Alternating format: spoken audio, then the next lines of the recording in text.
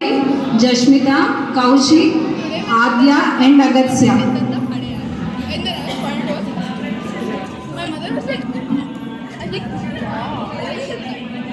ఒక్క నిమిషం ఆగాలి, సెంటర్కి వస్తుంది. Kids should be handled with the local. We'll play after that one part and it's done. I'll pause it.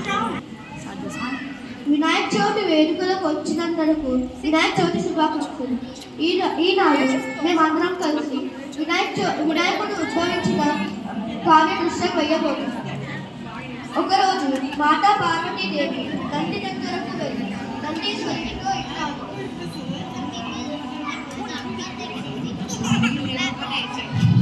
Nandi, నేను స్నానం చేయడానికి మహల్లోకి వెళ్తున్నాను.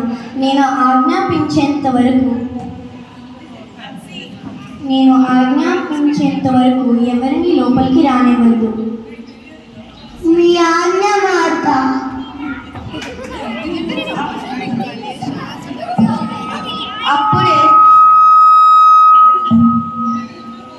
అప్పుడే శివుడు వస్తుంటాడు.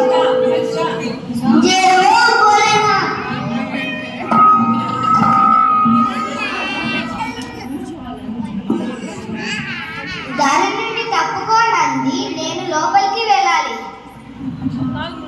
క్షమించండి ప్రభు. మాత పార్వతి అన్నారు, ఎవరిని లోపలికి పంపొద్దని అన్నారు. అరే మూర్ఖుడా, నా దారి నుంచి తప్పుకో. నేను తన భర్తని, నన్ను లోపలికి వెళ్ళని. అప్పుడు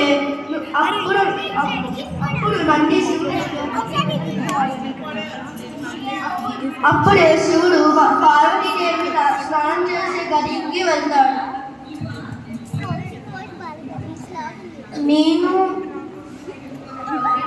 మీరు ఎందుకు స్వామి లోపలికి వచ్చారు? నంది మిమ్మల్ని ఆపలేదా?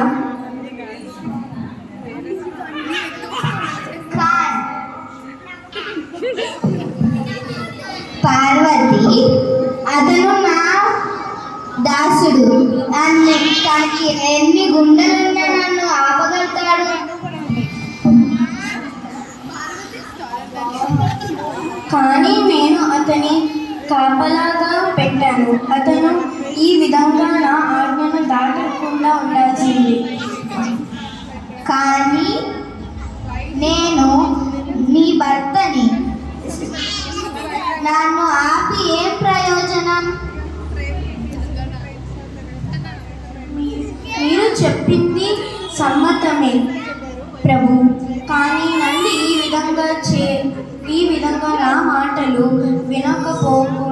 వినకపోవడం ధర్మం కాదు.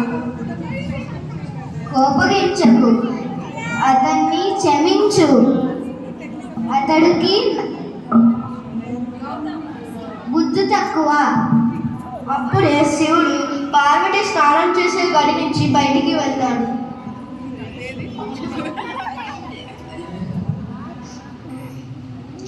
నంది చేసింది సరికాదు.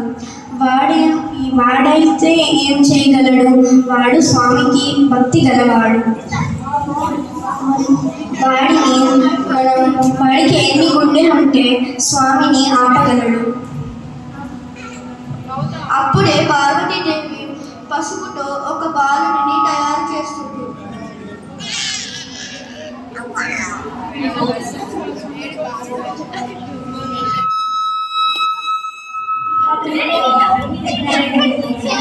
అప్పుడే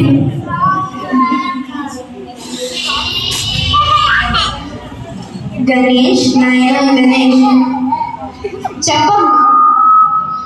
నాయనా గణేష్, ఏంటమ్మా? చూడు నాయన, నేను గదిలో స్నానం చేయడానికి వెళ్తున్నాను. ఎవరిని లోపలికి రాని.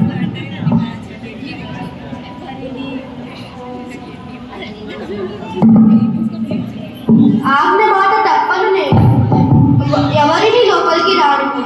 మీరు నిశ్చింతగా వెళ్ళి స్నానం చేయండి. నువ్వు ఆటపాటల్లో పడి మర్చిపోవు కదా? లేదమ్మా, చింతించకండి, వెళ్ళి స్నానం చేయండి. అప్పుడే శివుడు వస్తాడు.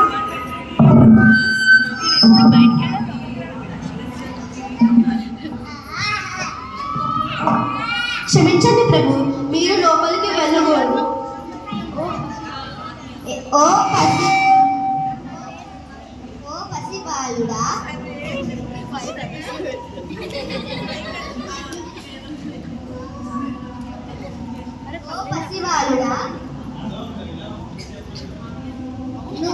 నువ్వు ఎవరు?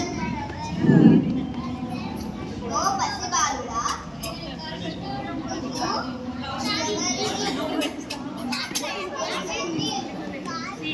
నా దారి నుండి ఎందుకు ఆపుతున్నావు? నేను గౌరీ పుత్రులైన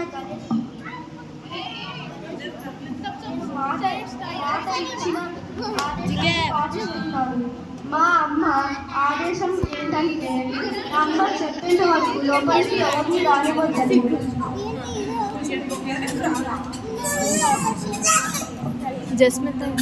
గౌరీ పుత్రుడా, అలాగైతే అన్న నాకు పట్టించదు. ఎందుకంటే నేను గౌరీ